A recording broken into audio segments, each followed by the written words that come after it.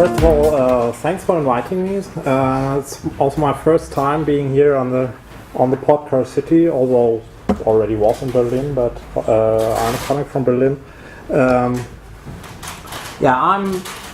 the correct name is from the German Aerospace Center, and probably just a few words up in front. So why the hell is the German Aerospace Center doing Podcars or things like that? Well, it is about, I would say, 20 years ago, when someone in the administration thought there needs to be a central agency in Germany handling traffic research. Up to that, it was only due to local universities, and then they thought, well, aerospace, that fits perfectly. So we are really doing traffic research. We are sitting in the same building as the future astronauts, but we're not that much connected, unfortunately. Fortunately, you never know. Okay, and so to my part in this, I'm doing traffic simulation. So, and to go a little bit into detail, we are building a traffic simulation package at DLR for about 50 years now, and I think the most important fact about it is right at the first point, it's open source one. So it's really for everyone, not only free to use, but free to modify and let's say put your own energy and also of course your own creativity into it. And probably all of you have a flyer of it in your box you got at the conference registration. So if you have any cool ideas beyond what I am telling you in the next few slides, please come to us and talk to us about what can be done. So we are still having the 0 in front of the version number, indicating that we are still not convinced that traffic modeling is final. It does not mean Zumo is not usable.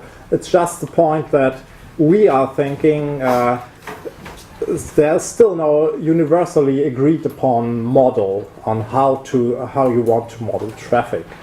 And so as long as we cannot say what we are modeling is really what is happening out there, we are a little bit reluctant to put a 1 in front or even higher numbers.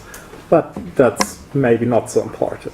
So we are doing real-time simulation of whole cities and with different models. And our focus is urban mobility.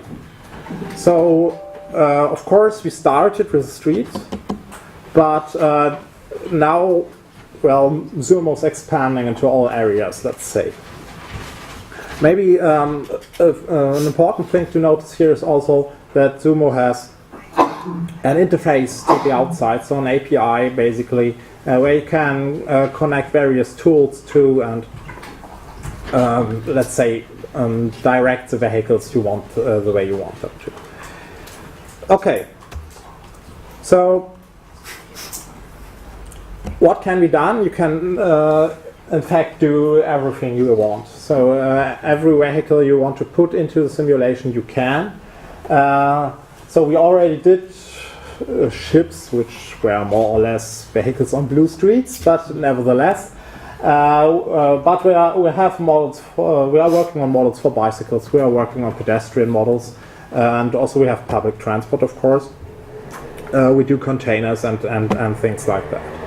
So whenever you see those fancy triangles, then you can be almost sure there's a Zumo model behind it, but of course you can also have more beautiful pictures.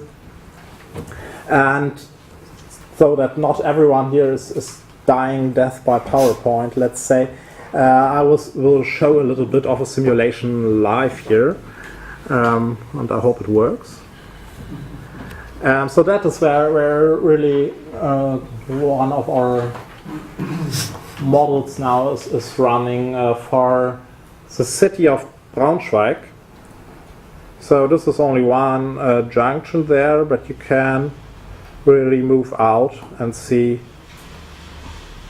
this is the whole city, and it's now running live on this very computer here. And you still, it is a little jumpy up there, but it's still about real time. So that's possible, and you can insert what you want. Okay. So what are we doing it for? What probably you want to do it for? Of course, you want to plan your transport solution, but that's not the only thing you can do here. You also want probably to do traffic management. You want to integrate every Podcar system, every public transport with the whole rest of the city. That's probably the reason why I'm not in the simulation track, but in the city of things here. Because you want to look at the city as a whole and want to see which parts of the city you can optimize. And also an important point on this slide is there are emission models already built in Zumo, where you at least can get an estimate. I mean, all of us know probably that emission modeling is also some kind of black art, but at least you can get an indication on how your model will behave with regard to emissions. You can do traffic forecast when you put real data in, use the simulation, and know how it will evolve. Okay, so just a short overlook of what is inside. So Sumo itself is not only the simulation. As we saw on the last slide, you always need traffic demand, and that's probably the most difficult part. And to get the demand right is not only a matter of where do people live and where do they walk, but also which routes do they take and how do they behave in case of incidents or if there's a traffic jam anywhere. So the first four tools which are in Zumo are, let's say, more for the easy part, which is the simulation and the network and preparing the network, which is hard enough. But that is still a whole tool suite, just trying to get the routes right, trying to get the demand right, and also two further tools to just estimate synthetic demands from the city population, and of course, yeah, I just mentioned the external interfacing. Okay. So that was really the tour de force through what is part of Zumo. So just now, again, how do you use it? You can simply download it, and what I found very appealing, want to show you now, is you simply can start right by clicking here on one tool we wrote once, which simply fires up your web browser, hopefully.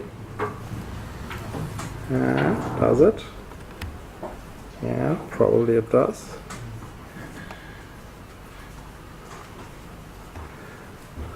It opens up basically an OpenStreetMap, but with some additional goodies on the right. And well, some of you probably know where this is. Any ideas? Hamburg. No, Berlin, of course.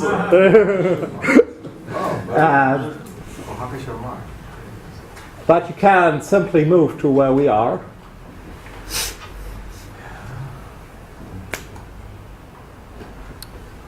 And say, well, I want a traffic scenario, I want cars, of course, I want a little bit of bus. And yeah, some pedestrians would be nice as well.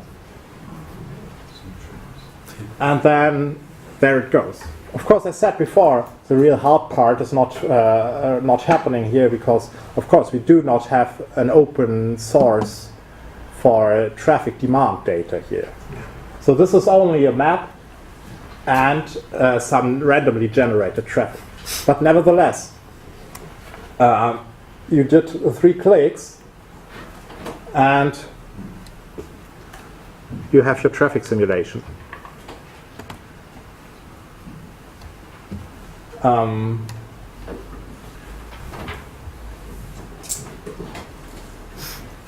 and you not only have something on a remote service, but this is really on my desktop now. So you can basically take this simulation and edit everything on it as you wish, or even connect your external tools to it and try to make it better or add a podcast. Okay, so then we even have here the pedestrians, I hope. Do we see one? At least we see the pedestrians walk. The roll went over. Yeah, probably. They're eating in a restaurant now. Okay. Yeah. So that's what we can do.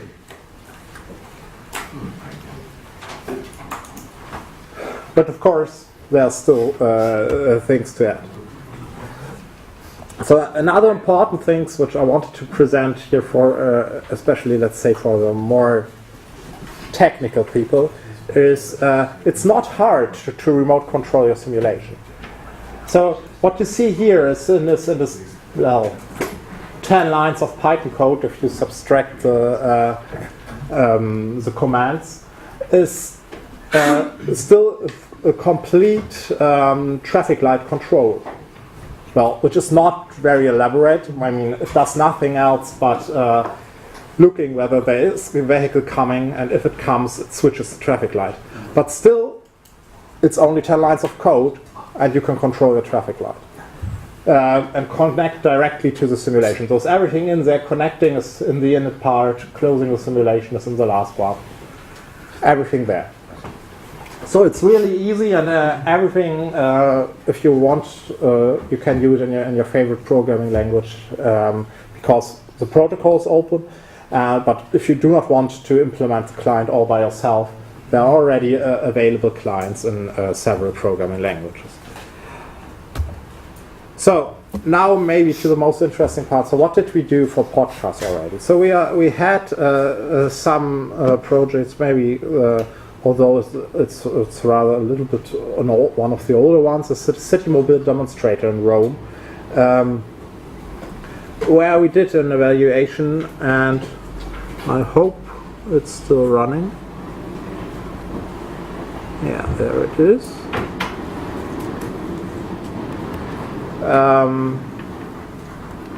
Basically just emptying let's say the parking lot from the pedestrians. So the pedestrians arrive below with the vehicle, and the small red spots here are the pedestrians. They go to the bus stop, and hopefully some of the vehicles take them so that they leave. Now those are already arriving back. Yeah, so that was one of the small applications we did, and yeah. If you want to know more, then you can always ask Jörg Schweitzer, who already did a lot with Sumo, and also has added a whole suite to add the demand or side, let's say, to the Sumo package. A further important point is, of course, automated and connected driving, and as a whole, which is a thing we do in Sumo a lot. And what we are really fond of is that, especially automated driving, is for the simulation people a good thing, because it's the first time in history, more or less, where reality gets closer to simulation, that it doesn't need to go the other way around. So automated cars are really driving much more like our cars in a simulation do, because most of the time there's such a simple regulation mechanism behind the, let's say, the standard mechanics that